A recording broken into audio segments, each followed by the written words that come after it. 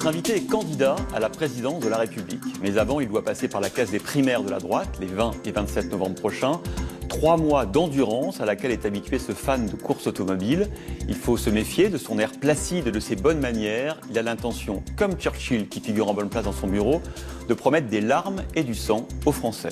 Il ne faut pas douter de sa détermination au cours des prochaines semaines. Après tout, ses rivaux Alain Juppé et Bruno Le Maire ont été ses ministres et Nicolas Sarkozy a déjà eu sa chance. Notre invité est ancien Premier ministre et député de Paris. Bonjour François Fillon. Bonjour. Merci de nous accueillir dans votre bureau qui a beaucoup de sens pour vous. On va en parler puisque c'est notamment celui de Philippe Séguin avant vous. Mais avant de parler de vous, Président, on va parler de vous, par exemple, conducteur automobile. Parce que peut-être beaucoup de Français ne le savent pas, mais c'est une passion qui s'affiche partout sur vos murs. On vous voit derrière un casque en combinaison. Qu'est-ce que c'est que ce hobby, François Fillon ? C'est une passion, voilà, comme chacun peut en avoir. J'ai toujours été passionné par la vitesse, j'ai toujours été passionné par la mécanique, je suis né au Mans. Mon grand-père était un fan des 24 heures du Mans, m'y a emmené alors que j'avais... il prétend qu'il m'a emmené quand j'avais 1 an, je ne m'en souviens pas. Voilà, et puis j'ai eu la chance pour des raisons circonstancielles, de diriger le circuit du Mans pendant un certain temps. J'ai appris à piloter et j'ai commencé à faire quelques courses d'amateurs. Et voilà, c'est une passion. On s'imagine pas, François Fillon, si justement je le disais, si calme, si contemplatif aussi, on en parlera tout à l'heure, d'être un fan de vitesse. D'abord, ça, j'ai jamais été contemplatif. Regardez, on en parlera avec vos photos que vous faites. On voit bien quand même que vous êtes photographe aussi. On voit bien avec toutes ces photos que vous avez le sens de la contemplation. Oui, mais j'ai toujours répondu à cette question qui m'est souvent posée, que les pilotes automobiles, en tout cas ceux qui durent, sont en général des personnes calmes. D'accord. Voilà, parce qu'il faut, quand vous êtes lancé à grande vitesse... C'est un sport de maîtrise de soi, en réalité. Ça n'a rien à voir, c'est pas du tout un sport d'excité et de risque tout. Ça l'a été dans le passé, à une époque où les pilotes mouraient...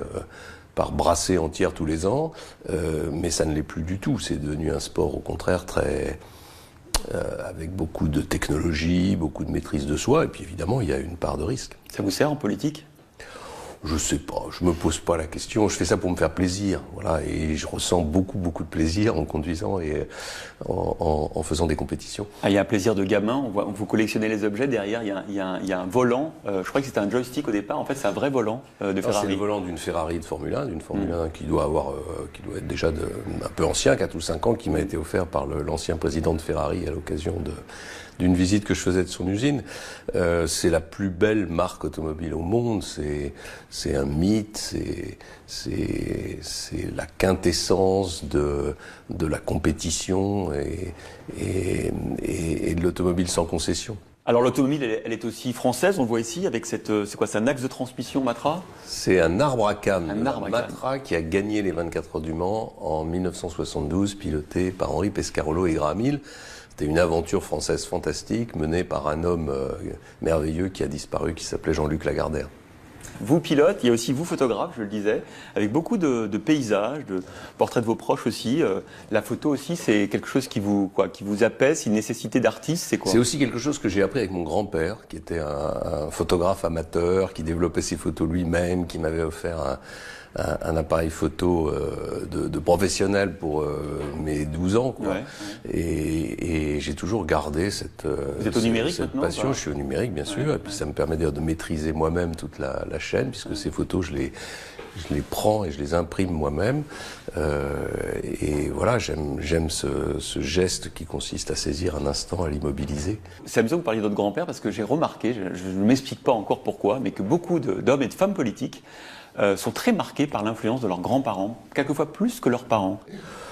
Pas du tout dans mon ambition politique. Non, mais mes grands-parents étaient très loin. C'est un point commun que je vois chez... J'avais un grand-père vendéen, très modeste, mais en même temps qui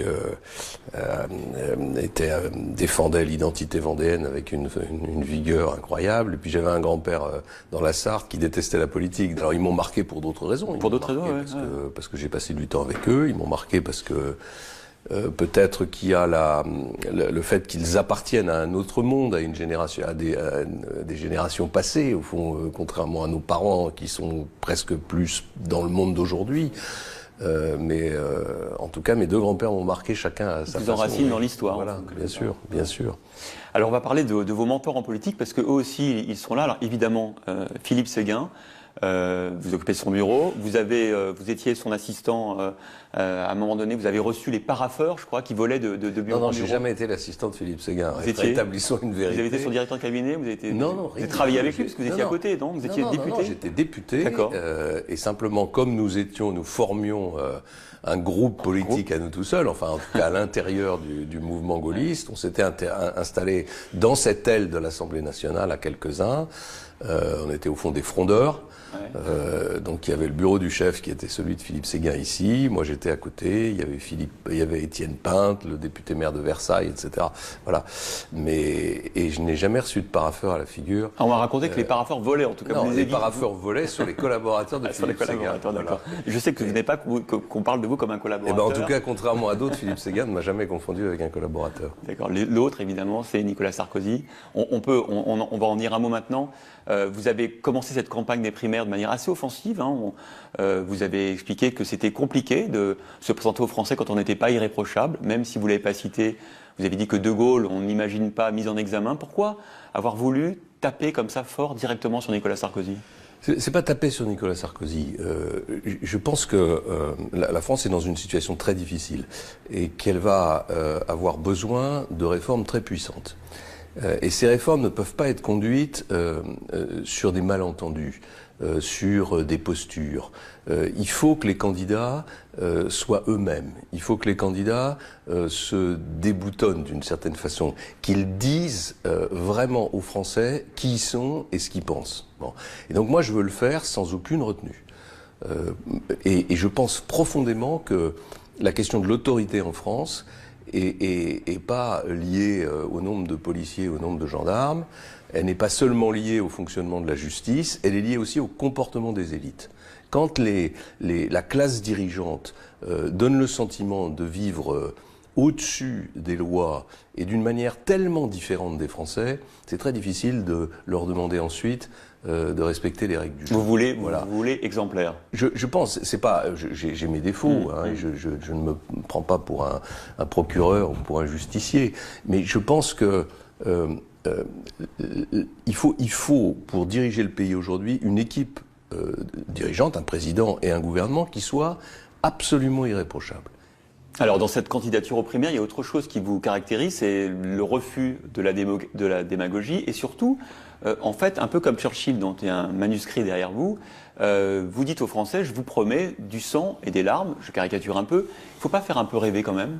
Et alors vous caricaturez beaucoup parce que moi je pense que c'est pas du sang et des larmes. Vous avez dans votre programme c'est sans doute le plus ambitieux en termes de réduction des dépenses, réduction du nombre de fonctionnaires. Oui, mais je pense qu'aujourd'hui les Français sont dans le sang et les larmes. C'est-à-dire que en fait la société française souffre, elle s'appauvrit. Tous les indicateurs sont au rouge ou clignotants, c'est-à-dire qu'il y a plus de chômeurs, la pauvreté gagne du terrain, le pouvoir d'achat des classes moyennes est plutôt à la baisse.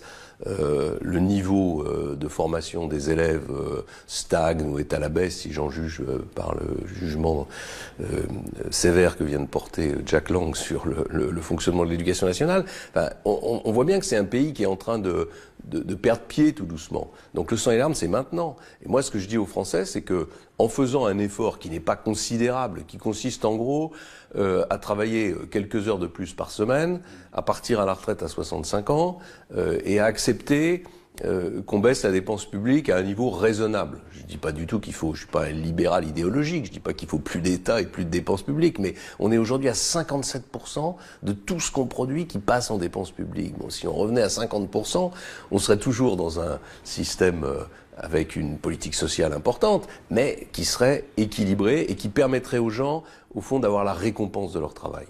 Autre caractéristique, votre positionnement politique. Vous avez eu jeudi matin le ralliement de Sens Commun, qui est l'héritier de la Manif pour tous.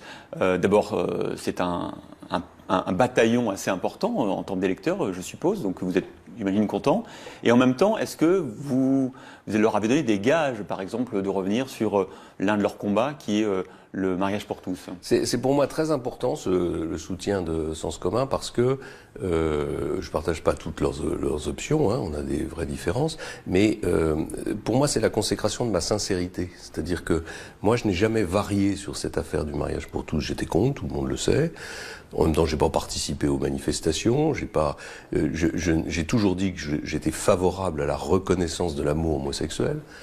Et de ce point de vue-là, l'idée d'un mariage, c'est-à-dire d'une cérémonie qui consacre l'amour homosexuel, me choque pas du tout, au contraire. Mais en revanche, j'ai toujours dit que si j'étais en charge du pays, je proposerais au Parlement de réécrire le droit de la filiation pour régler cette question qui a été totalement perturbée par la loi Taubira de la filiation. Voilà, un enfant a un père et une mère, quoi qu'il arrive, et cela doit être reconnu dans le droit. Et je trouve que le soutien de Sens commun, qui va beaucoup plus loin que moi, qui ne partage pas toutes mes options sur ce sujet, consacre ma sincérité. Alors que les autres candidats sont soit, il y a des candidats qui sont sincères parce que ils ont été favorables au mariage pour tous et à toutes ses conséquences, puis il y en a d'autres qui n'ont pas arrêté de changer d'opinion en fonction. Bon, on va pas reciter la même personne qu'au début. Voilà. Bon. Voilà. Juste, je vois qu'il y a le livre d'Hervé Mariton sur votre bureau, avec une question en dédicace, c'est soutiendras-tu ce projet? On peut lui répondre?